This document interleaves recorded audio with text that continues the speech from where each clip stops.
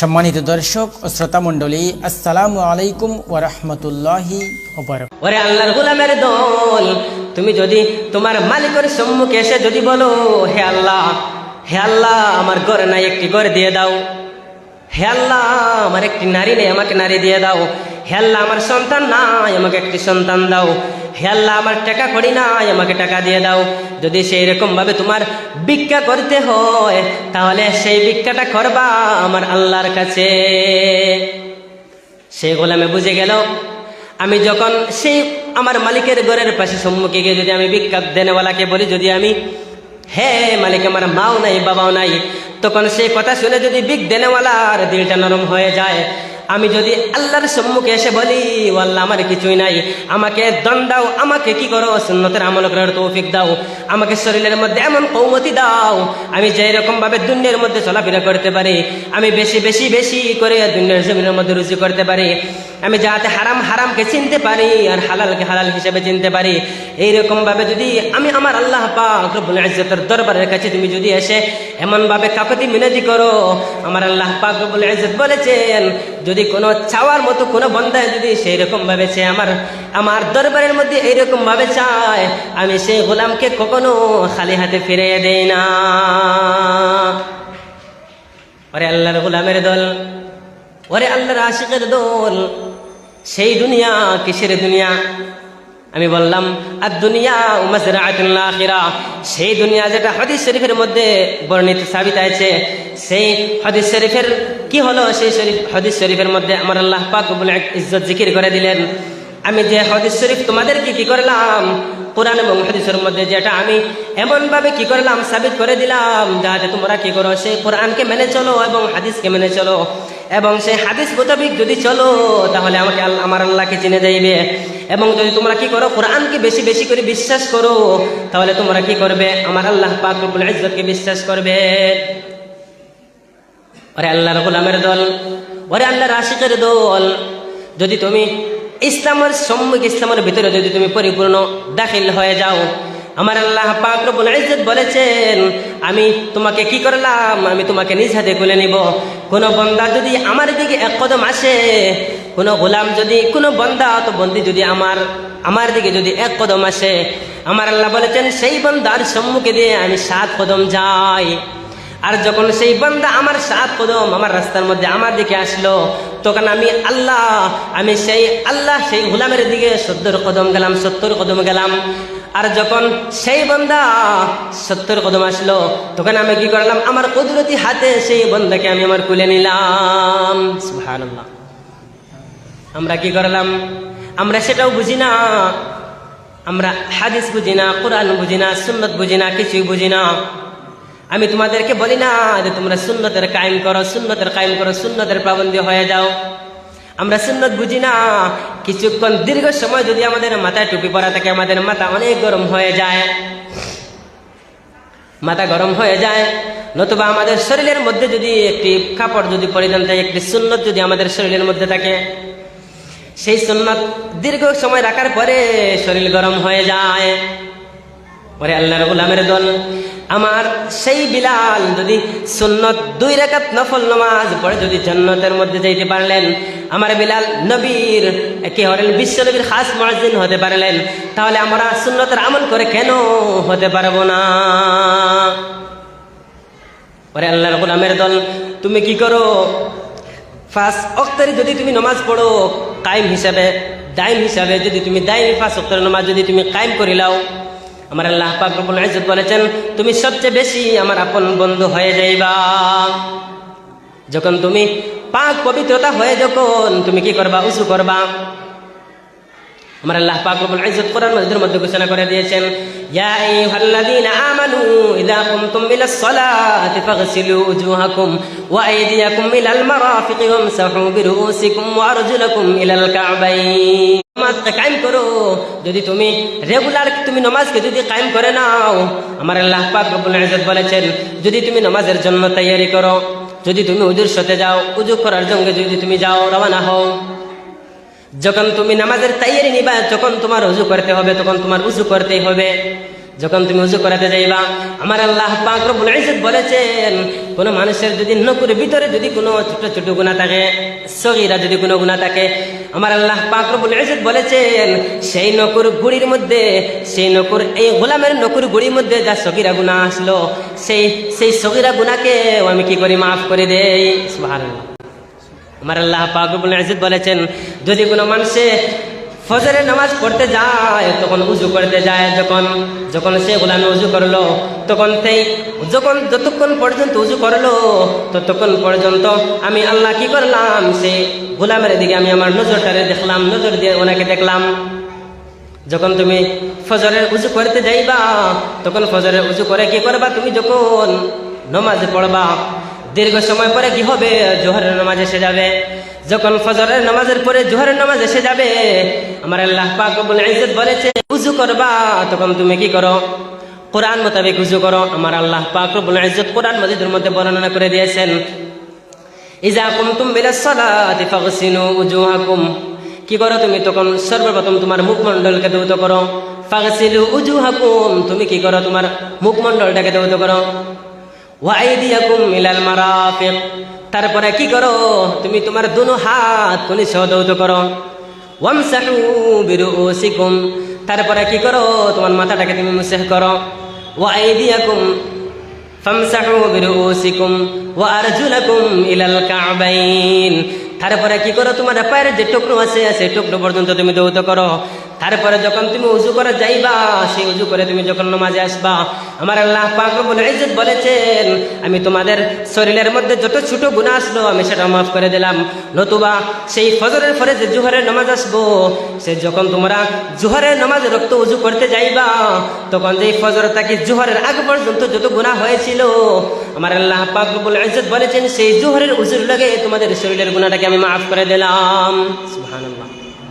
তদ্রুপভাবে আমার আল্লাহ পাক রব্বুল ইজ্জত বলেছেন যদি আসরের নামাজে যখন তোমরা রেডি হয়ে যাও, আসর যখন উজু করতে যাইবা, তখন সেই উজুর সাথে আমি কি করলাম, সেই উজুর সাথে তোমাদের শরীরের যত গুনাহ আছে সব গুনাহটাকে আমি কি করলাম, পানির সাথে এমনভাবে কি করলাম, আদল বদল করে দিলাম। এই জোহর থেকে আসর পর্যন্ত যতটুকু গুনাহ করলাম, সেই গুনাহটাকে আমি আসরের উজুর পানির সঙ্গে ভাসাইয়ে দিলাম। ওরে আল্লাহর গোলামের দল, ওরে আল্লাহর আশিকের দল, সেই রকম ভাবে যদি এইরকম ভাবে যদি কোরআন মোতাবেক তোমরা চলতে পারো, আমার আল্লাহ পাক রব্বুল ইজ্জত বলেছেন আমি কাল কিয়ামতের দিন তোমাদেরকে কি হবে, আমি এমন ভাবে তোমাদেরকে নাজাতের জরিয়া করে রাখবো, যে উজু করলা তোমরা সেই উজুটাকে, যে নামাজ পড়লা সেই নামাজ থেকে আমি কি করবো, কাল কিয়ামতের দিন এমন ভাবে নাজাতের জরিয়া করব যাতে তোমরা টার পাইবা না।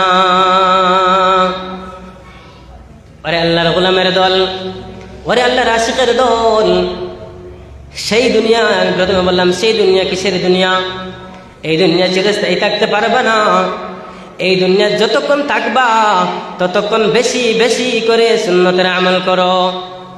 আমার আল্লাহ পাক রব্বুল ইজ্জত বলেছেন আমি তোমাদেরকে দুনিয়ার জমিনের মধ্যে দিলাম, এবং সেই কোরআন হাদিস দিয়ে আমি সাবিত করে দিলাম সেটা দুনিয়াই না, নতুবা সেই দুনিয়াই হলো আখিরাতের খেতের জায়গা, এবং সেই দুনিয়াই হলো শয়তানের মহল। তোমরা যদি শয়তানের মহলের মধ্যে পড়ে আমাকে বলে যাও, আমার হাদিসকে বলে যাও, আমার কোরআনকে বলে যাও, আমার আল্লাহ বলেছেন কাল কিয়ামতের দিন তোমার এমন ভাবে সাক্ষী দিতে হবে। সে আমার আল্লাহ পাক রব্বুল ইজ্জত বলেছেন দুনিয়ার জমিনের মধ্যে তুমি যদি একটুখানি যদি তুমি কি করো, তুমি সওয়াবকে আয়ত্ত করো, তুমি যদি একটুখানি যদি তুমি গুনাহ করো, আমার আল্লাহ পাক রব্বুল ইজ্জত বলেছেন কাল কিয়ামতের দিন তোমার মুখে জবাব দিতে হবে না, নতুবা তোমার জবাবটা তোমার শরীরের পার্শ্বেও দিয়ে যাবে। তোমার মুখ দ্বারা তুমি সেটা জবাব দিতে হবে না। কেননা আমার আল্লাহ পাক রব্বুল ইজ্জত বলেছেন তুমি শরীরের যে হিস্সা, যে জিসিম দ্বারা তুমি কি করলা, গুনাহ করলা, তুমি সেই শরীরের মধ্যে যত হিস্সা আছে, যত জিসিম আছে, যত অঙ্গ আছে, সেই অঙ্গ দ্বারা যদি তুমি একটুখানি যদি সওয়াব করো, সেই আল্লাহ পাক রব্বুল ইজ্জত বলেছেন সেই অঙ্গ কাল কিয়ামতের দিন বলবে আমি হলাম আজকে পাপী। আর যে অঙ্গ দ্বারা তুমি কি করবা, সবের কাজ করবা, সে অঙ্গে কাল কিয়ামতের দিন বলবে আমি আজকে পাপী না, নতুবা আমি এই দুনিয়ার জমিনের মধ্যে অনেক ভালো কাজ করলাম, আমাকে জান্নাতে দিয়ে দাও। ওরে আল্লাহর আশিকের দল, এটা এমন কিছুই না। এই দুনিয়া ধোঁকাবাজের দুনিয়া। এই দুনিয়ার মধ্যে যদি শয়তানের লিপ্সায় পড়ে যদি তুমি কি করো, আল্লাহকে বলে যাও, কোরআনকে বলে যাও, হাদিসকে বলে যাও, কাল কিয়ামতের দিন তোমার পক্ষে জান্নাতে ঢোকা সম্ভব হবে না। কারণ আমার আল্লাহ পাক রব্বুল ইজ্জত বলেছেন আমি তোমাদেরকে দুনিয়ার মধ্যে কি করলাম, সৃষ্টি করলাম, নতুবা আমি সব কিছু কোরআন মাজিদের মধ্যে জিকির করে দিলাম, আমি তোমাদেরকে সেটাও জানিয়ে দিলাম ওয়ালা তাত্তাবিউ খুতুওয়াতিশ শাইতান। সেই শয়তান তোমাদের হলো প্রকাশ্য দুশমন। তোমরা কি করো, দুনিয়ার মধ্যে মধ্যে বেশি বেশি করে জিকির করো, সুন্নতের আমল করো, মিসওয়াকের আমল করো, দস্তরখানের আমল করো, টুপির আমল করো, দাড়ির আমল করো। তোমরা এমন ভাবে আমল করো যাতে সে আমল তোমাদের কি হয়, কাল কিয়ামতের দিন কাজে লাগে। আমার আল্লাহ পাক রব্বুল ইজ্জত বলেছেন আমি তোমাদেরকে দুনিয়ার মধ্যে দিলাম, আর সেই শয়তানকে তোমাদের সঙ্গে শয়তানকে সৃষ্টি করলাম। কারণ আমি সেই শয়তান, তোমাদের সবার তো জানা আছে, আমি সেই শয়তানের ওয়াদাটা আমি রাখলাম না, নতুবা শয়তান আমাকে যা বললো আমি তাও করে ফেললাম। সেই শয়তান আমাদের থেকে অনেক বেশি ভালো শয়তান। তারপরেও আমার আল্লাহ পাক রব্বুল ইজ্জত শয়তানের ওয়াদাকে খিলাফ করে দিলেন, শয়তানের কথা রাখলেন না। কেননা তারপরে শয়তান বলল হে আল্লাহ আমাকে কি করো, মানুষের যে রোগ আছে, মানুষের যে রোগের মধ্যে ব্লাড চলাচল করে, সেই ব্লাডের সম্মুখে সেই ব্লাডের সঙ্গে আমার রিলেশনটা করাইয়া দাও। যে এরকম ভাবে মানুষের রোগের মধ্যে বেশি বেশি করে রক্ত দৌড়াদৌড়ি করে, এর চেয়ে আরো বেশি বেশি করে আমি যাহাতে দৌড়াইতে পারতাম। আমার আল্লাহ পাক রব্বুল ইজ্জত বলেছেন সেই শয়তানকে আমার আল্লাহ পাক রব্বুল ইজ্জত আমাদের সঙ্গে দিয়ে দিলেন। কারণ আমরা যখন ভালো কাজ করতে যাই তখন আমাদেরকে শয়তানে বাধা দেয়, আর যখন খারাপ কাজ করতে যাই তখন সেই খারাপ কাজের সঙ্গে এসে আর বেশি বেশি কি করে জড়িত হয়ে যায়, নতুবা তার আস্থা মহলকে আমাদের শয়তানের কাজের সঙ্গে সে জড়িত করে। ওরে আল্লাহর গোলামের দল, ওরে আল্লাহর আশিকের দল, সেই দুনিয়ার মধ্যে, সেই দুনিয়ার জমির মধ্যে যদি তোমরা বেঁচে থাকো তাহলে সেই দুনিয়ার লজ্জতের মধ্যে পড়ে কি করো না, আখিরাতকে ভুলে যেও না। আমার আল্লাহ পাক রব্বুল ইজ্জত বলেছেন আমি তোমাদের সঙ্গে শয়তানকে দিলাম, দেওয়ার পর আমি তোমাদেরকে সেটাও বললাম যে এবং সেই শয়তানের সঙ্গে আমার একটা ওয়াদা, আমার মুকম্মল যদি একটি ইমানওয়ালা মুকম্মল যদি দুনিয়ার জমিনের মধ্যে বেঁচে থাকে, ইমানদার একটি দুনিয়ার জমিনের মধ্যে আমার যদি বন্দা থাকে, এমনকি সেই ইমানদার বন্দাকে তোর বন্ধু বানাইতে পারবি না, নতুবা আমার ইমান থেকে, ইমানের মহল থেকে যত যে গোলাম খারেজ আছে সেই গোলামকে এমনভাবে তোর বানিয়ে নিবে। এমন আল্লাহ পাক রব্বুল ইজ্জতের কেমন শান। এই আবার আল্লাহ পাক রব্বুল ইজ্জত বলেছেন তুই এই যে ইমানওয়ালা বান্দা, এমনকি সেই ইমানওয়ালা বান্দাকে তোর বন্ধু বানাইতে পারবি না।